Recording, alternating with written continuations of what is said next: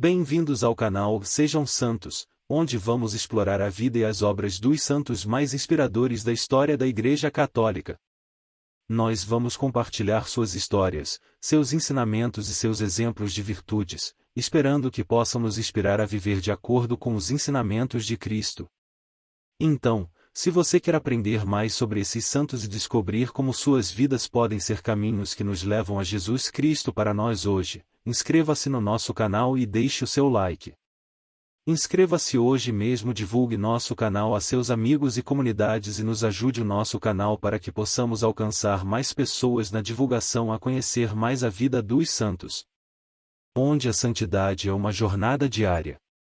Faça parte dessa comunidade de busca pela santidade.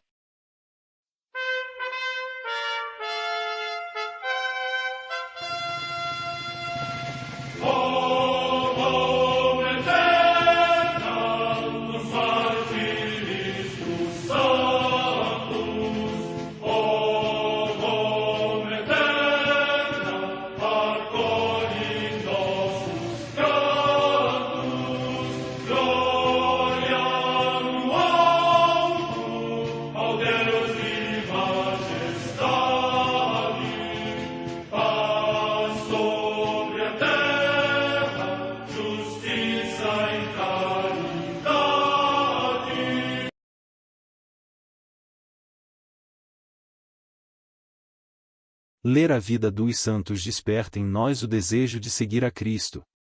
Através de suas vidas podemos aprender as virtudes, a sabedoria e o amor de Deus. Cada santo nos oferece um modelo de vida a ser imitado, como diz São Paulo na carta aos Hebreus, capítulo 12, versículo 1. Estamos rodeados por uma nuvem de testemunhas. A Igreja foi fundada por nosso Senhor Jesus Cristo não apenas como uma instituição, mas uma autêntica família. Os santos mártires, confessores, doutores, as virgens, os santos pastores e todos os demais santos são realmente nossos irmãos que nos precederam no caminho da fé e já estão no céu, para onde também iremos nós, pela graça de Deus. Portanto, sede santos, assim como vosso Pai Celeste é santo. Mateus capítulo 5, versículo 48. Hoje, dia 31 de dezembro, celebra a Igreja a vida desse grande santo, São Silvestre e Papa e Confessor. A Santa Madre Igreja celebra também nesse dia os santos. Também em Roma, no cemitério dos Jordanos, junto à Via Salária Nova, as santas Donata, Paulina, Rogata, Dominanda, Serótina, Saturnina e Hilária, mártires. Data da morte incerta. Em Sens, na Gália Leonense, atualmente na França, Santa Colomba, virgem e mártir. Data da morte no século IV. Em Constantinopla, hoje Istambul, na Turquia, São Zótico, presbítero, que se dedicou a providenciar o sustento dos órfãos. Data da morte no século IV. Em Jerusalém, Santa Melânia a Jovem, que, com seu esposo São Piniano, deixou Roma e partiu para a Cidade Santa, onde abraçaram a vida religiosa, ela entre as mulheres consagradas a Deus e ele entre os monges, e ambos descansaram numa santa morte. Morte no ano 439. Em Ravenna, na Flamínia, hoje na Emília-Romanha, São Barbaciano, presbítero. Morte no século V.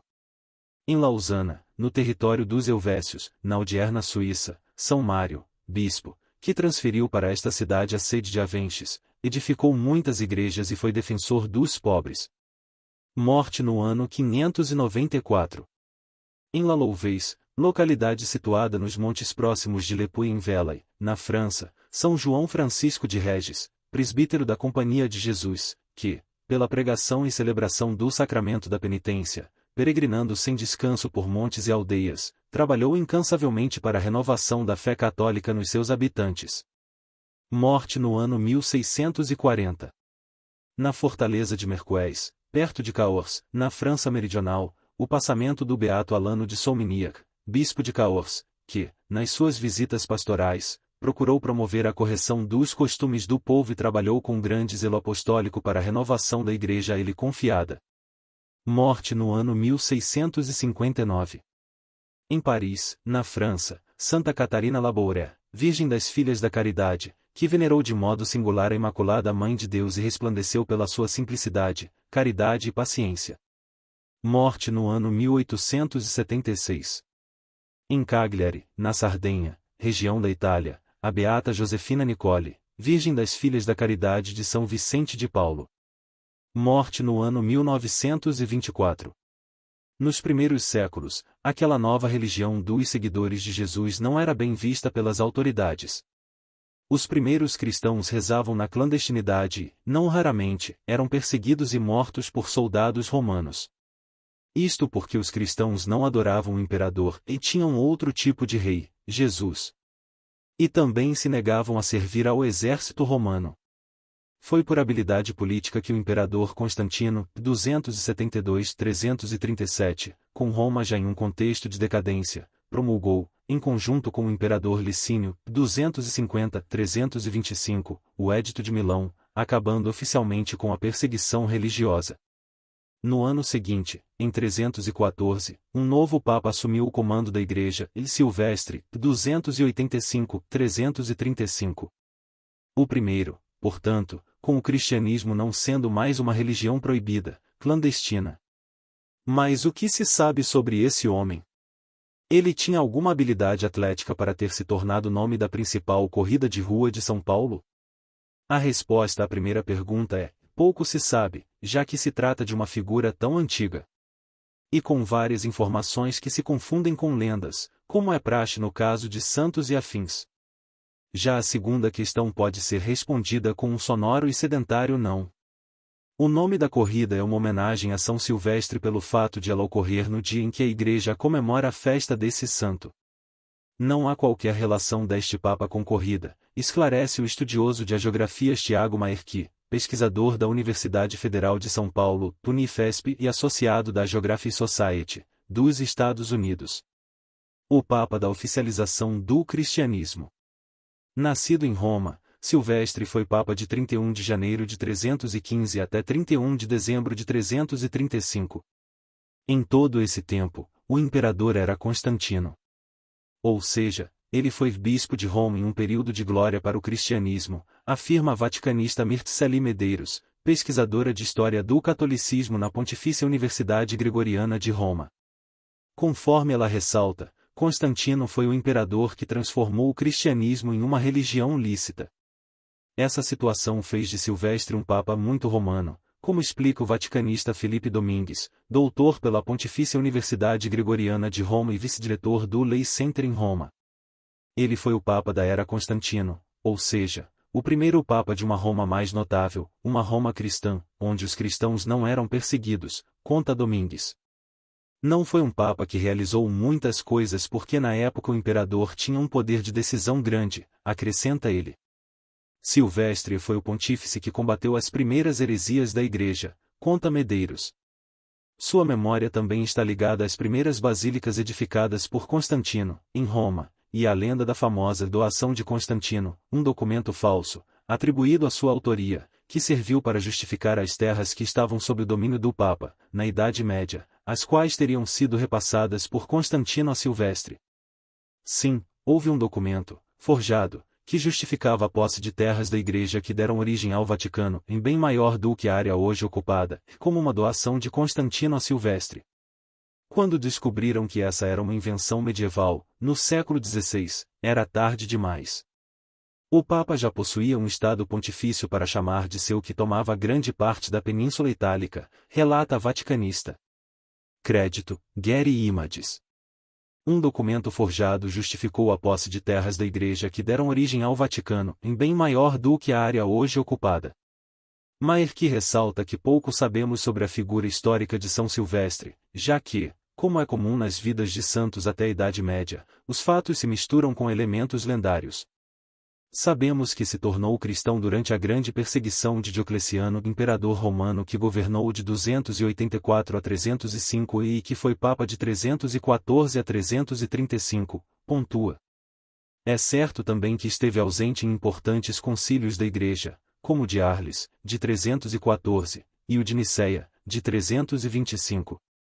Para o pesquisador, essas faltas talvez tenham ocorrido porque como esses concílios foram convocados pelo imperador Constantino, Silvestre talvez pensasse que eles deveriam ser presididos pelos bispos locais, como era costume na Igreja da época.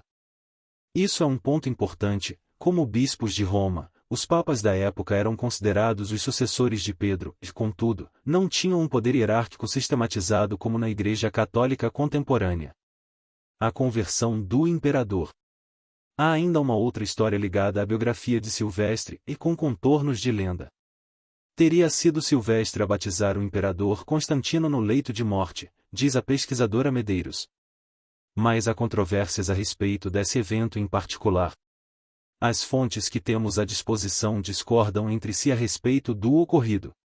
Acredita-se que tenha sido, na verdade, um instrumento de propaganda para construir a imagem de bom cristão do imperador, diz Medeiros.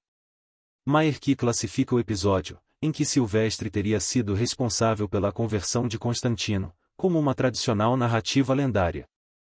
Conta a lenda que o imperador estava tomado por lepra e foi orientado por sacerdotes pagãos a se banhar no sangue de crianças inocentes. No entanto, os apóstolos Pedro e Paulo, mortos séculos antes, teriam aparecido a ele em sonho e recomendado que procurasse Silvestre para que o santo lhe mostrasse o caminho da salvação, diz o pesquisador. Feito isso, teria recebido o batismo, se curado da lepra e, depois, teria criado leis favoráveis à Igreja, acabando com a perseguição aos cristãos. Este fato lendário contribuiu para a difusão da memória de Silvestre, de sua fama de santidade e de seu culto ao longo da história, afirma Maerki. Domingues lembra que os historiadores tendem a dizer que a conversão de Constantino foi muito mais um ato político do que um ato religioso. A decisão dele de adotar o cristianismo não foi tanto de fé, diz. Fato incontestável é que, com a conversão, de coração ou apenas por formalidade, de Constantino, Roma passou a viver um período de tranquilidade. Assim, Silvestre é o Papa que presenciou o fim da perseguição aos cristãos, determinado por Constantino com sua conversão ao cristianismo, período em que a paz se estabeleceu, contextualiza o pesquisador e estudioso da vida de Santos José Luiz Lira, fundador da Academia Brasileira de Agiologia e professor da Universidade Estadual Vale do Aracaú, do Ceará. Mas se tanto a narrativa da conversão de Constantino e como a entrega de posses romanas para a Igreja são lendas, a relação pacífica de Silvestre com o Império são a explicação para muitas benfeitorias cristãs. Silvestre ficou com a fama de ter sido uma pessoa muito boa para normalizar a fé da Igreja e recuperar o cristianismo em um processo de pacificação da religião em Roma, diz o vaticanista Domingues. Não deve ser verdade que Constantino entregou tudo para o Papa, mas parece que ele entregou, sim, muita coisa, aponta ele. Prova disso é que igrejas importantes de Roma tiveram suas sedes originais erguidas no período. No pontificado de São Silvestre, a autoridade da Igreja foi estabelecida e se construíram os primeiros monumentos cristãos oficiais, como a Igreja do Santo Sepulcro em Jerusalém e as primitivas basílicas de Roma, São João de Latrão e São Pedro, além das igrejas dos Santos Apóstolos em Constantinopla. Por sua ação, por sua vida e testemunho, podemos dizer, for aclamado santo, modelo aos cristãos, afirma o agiólogo Lira. Santo das Antigas. Público. Papa Silvestre em afresco de Maso de Banco. Por tudo isso, seu pontificado foi muito importante para a Igreja, ressalta Domingues. O vaticanista lembra que essa importância está presente no imaginário romano, com diversas obras aludindo a esse religioso. Ele está em muitos mosaicos, em muita arte de Roma porque representa justamente esse período da conversão, da transição da Roma não cristã, quando os cristãos eram perseguidos e os primeiros santos eram todos mártires, para uma Roma em que o cristianismo passava a ser legalizado e, mais tarde, institucionalizado, pontua. Antes de Silvestre, as igrejas não existiam, os cristãos rezavam nas casas, em lugares isolados. É nesse período que elas começam a ser construídas, enfatiza o vaticanista. Sua canonização, ou seja, o processo que o reconheceu como santo, foi fora dos protocolos atuais da Igreja, criados muito tempo depois de sua vida.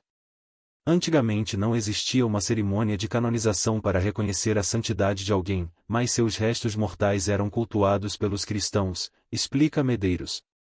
Digamos que, usando um termo moderno, ele era aclamado como santo, afinal, era assim que uma pessoa se tornava santa na antiguidade, por aclamação popular.